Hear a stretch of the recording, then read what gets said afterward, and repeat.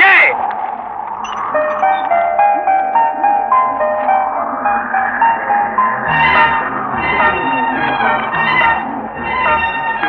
யாரு இந்த ஆளு? இந்த ஆளு உனக்கு முன்னாடியே தெரியுமா? இல்ல, தெரிஞ்சுக்கணும். தாத்தா வாங்க, டிஃபன் சாப்பிடுங்க. ஓ, மணி 8 ஆயிடுச்சா? ஏம்பா ஞானம், நீ சாப்பிட்டியா? இன்னைக்கு கிருத்திகை தாத்தா, நான் சாயங்காலமா சாப்பிட்டுக்கிறேன். அடடே, கிருத்தியா? அப்ப ஆடி 18. நல்ல வேலைப்பா நீ ஞாபகப்படுத்தின. இன்னைக்கு மத்தியானம் ஒரு 100-150 பேரு நம்ம வீட்டுக்கு விருந்துக்கு வருவாங்க. நீ என்ன பண்ற, உடனே மளிகை கடைக்கு போய் வேணுங்கிற சாமான்ல வாங்கிட்டு வந்துரு. எத்தனை பேர் வந்தாலும் தேவையான அளவுக்கு வீட்டுல மளிகை சாமான் இருக்கு தாத்தா. அது இல்லப்பா, இன்னைக்கு காந்திஜி, வினோபாஜி, நேதாஜி இந்த 3 ஜியுமே நூற்றுக்கணக்கான தொண்டர்களோட தண்டி யாத்திரை போறதுக்காக நம்ம ஊர் வழியா வராங்க.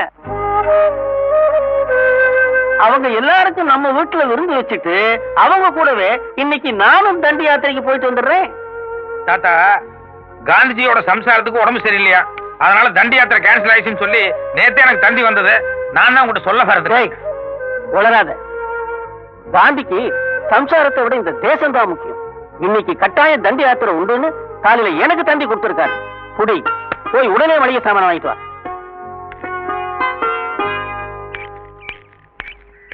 வணக்கம் சார். வணக்கம். பிரிண்டிங் பிரஸ் போல கார்ட்டூன் ரெடியால சார். நைட்டே ரெடி பண்ணிட்டேன்.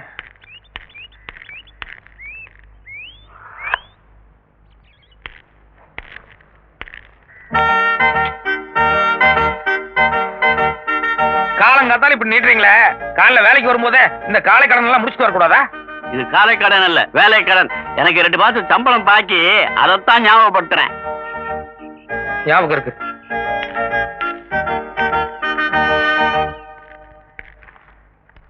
ஸ்ரீதர், இத காலையிலேயே கொடுத்து அனுப்பிச்சிருக்கலாம்ல? காலையிலேயே ஸ்கேனிங் கொடுத்துக்கலாம்ல? தலைக்கு ஒரு சீவக்கா, தாடிக்கு ஒரு சீவக்காயா? எப்படியே நீங்க கவிதை எழுதுவீங்கல்ல, அப்படியே 2ஐயும் சேர்த்து கொடுத்துடலான்னு பார்த்தேன். ஒரு வேலை முடியட்டும் நினைக்க மாட்டீங்களே? சரி சரி, கவிதையை சொல்லுங்க.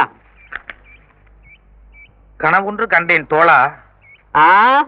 கனவொன்று கண்டேன் தோழா, அதில் கடன் இல்லாத புதிய பாரத மலர கண்டேன் தோழா. ஓ, ஆசிரியர் சார், நீங்க தப்பா நினைக்கலன்னா நான் ஒண்ணு சொல்லாமா? நான் எப்பவுமே அடுத்தவங்க அபிப்பிராயத்துக்கு செவிசாய்க்கிறவன். சொல்லுங்க. உண்மை, உழைப்பு, உயர்வு இது உங்க கொள்கையா இருக்கலாம், உயர்ந்த தத்துவமாவும் இருக்கலாம்.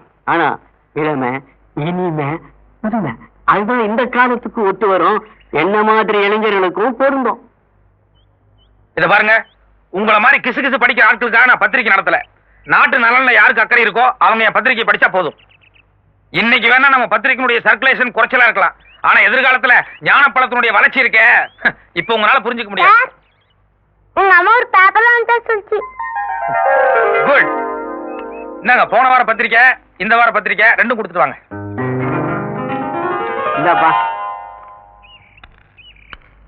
என்னமோ சொன்னீங்களே, யார் படிக்க போறாங்கன்னு பாத்தீங்கல்ல? காலங்காத்தால தாய் குலமே நம்ம பத்திரிகையை தேடி வாங்கி படிக்கிறாங்க. ரொம்ப குழந்தைங்க தான் அடையாதீங்க. இந்த ஏரியாவில் இருக்கிற தாய் குலங்கள் எல்லாம் தினம் நம்ம பத்திரிகை தான் வாங்கிட்டு இருக்காங்க.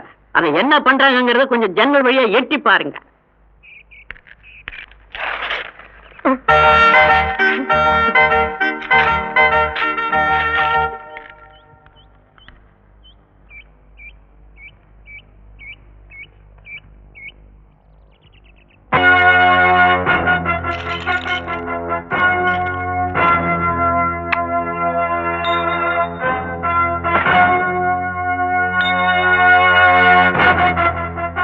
அண்ணா, உங்களுக்காக புது மந்திரிகள் காத்துக்கிட்டு இருக்காங்க அண்ணா.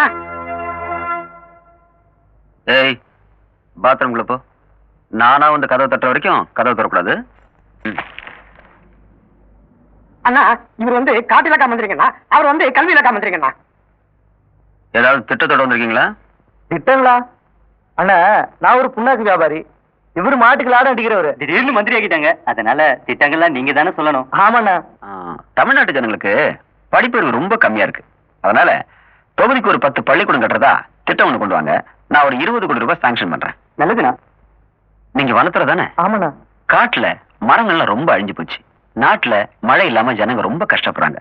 அதனால மரம் வளர்ப்பு திட்டம்னு ஒரு 50,000 ஏக்கருக்கு ஒரு ஸ்கீம் கொண்டு வாங்க. உங்களுக்கு ஒரு 20 கோடி சாங்ஷன் பண்றேன். என்ன புரியலையா? கந்தசாமி, இவர்தான் ஐயாவோட பினாமி கான்ட்ராக்டர் கந்தசாமி. 2 கோடி ரூபாய் செலவுல மொத்த தொகுதிக்கும் பள்ளிக்கூடத்தை கட்டி முடிச்சிருவாரு. இந்த பாக்கி 18 கோடி இருக்குல்ல, அதுல பாதி நீங்க எடுத்துக்கங்க, மீதி ஐயா கொடுக்கும்போது ஏன்னா 2 கோடியில கட்டிடம் கட்டினா பள்ளிக்கூடம் நிக்குமாண்ணா? நமக்கு 18 கோடி நிக்கும். அத பாரு. தெரியுங்களா அண்ணா, நம்ம மர விஷயம் மரம் மண்ட கோடி யானைக்கு அளவா வேணா கழியாது. அதே மாதிரிதான் இதுவும். இந்த அளவுக்கு ஒரு பாக்கெட் நோட் புக் ஒண்ணு வாங்கி அதுல விதை வாங்கின செலவு 2 கோடின்னு பெருங்கணக்கு எழுது. அப்புறம் பயிரிட்ட செலவு அப்படின்னு ஒரு 5-6 கோடி எழுது. இந்த பாக்கி உள்ள கோடிகள் இருக்கு பாரு, அது பராமரிப்பு கணக்குன்னு எழுதி சுபம்னு போட்ட வேண்டியதானையா?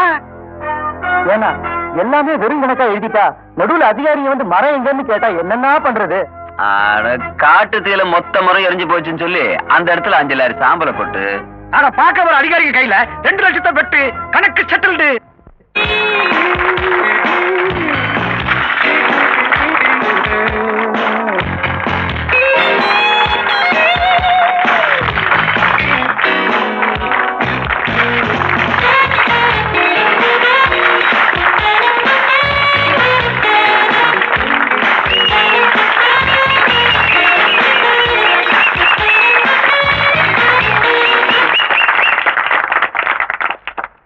My dear ladies and gentlemen, நவரசங்களிலே சிறந்த ரசம் எதுவென்று கேள்வி எழுப்பினால் அதற்கு பதில் சொல்வது கடினம். அதை போல இந்த போட்டியில் பங்கெடுத்துக் கொண்ட அழகிகளில் சிறந்த அழகி யார் என்ற கேள்வி என் முன்னால் எழுப்பப்பட்டுள்ளது. சிரமமான போராட்டத்துக்கு இடையில் சிறந்த அழகிகள் என்ற 3 தேர்ந்தெடுத்துள்ளோம். முதல்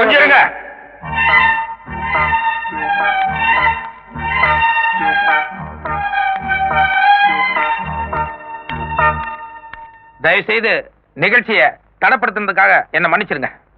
ஏன் சார், ஒரு பொண்ணை எந்த தகுதியில சிறந்த அழகின்னு தேர்ந்தெடுக்கிறீங்க? 36, 24, 36 இதுதான் சிறந்த அழகிக்கான கரெக்டான அளவு.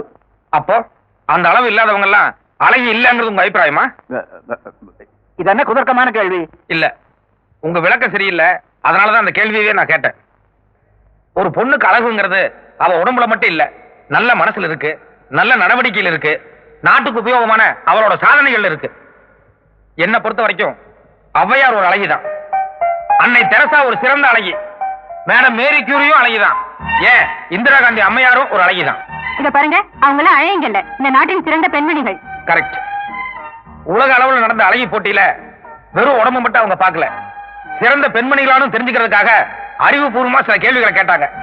அதுக்கு நம்ம நாட்டை சேர்ந்த பெண்கள் 2 பேரும் எல்லாரும் பாராட்டும்படியான ஒரு பதிலை சொல்லி நம்ம இந்தியாவுக்கே பெருமை தேடி தந்தாங்க.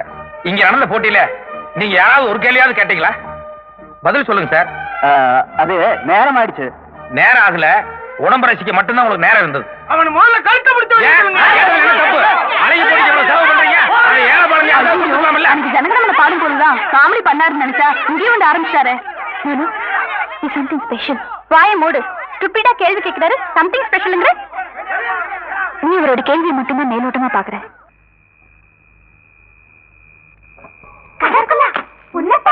ஏய், யாரது?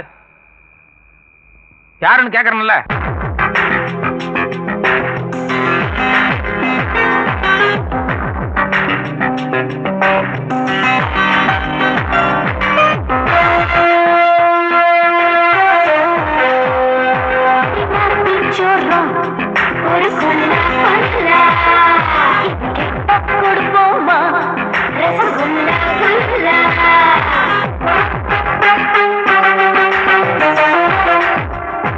Hey!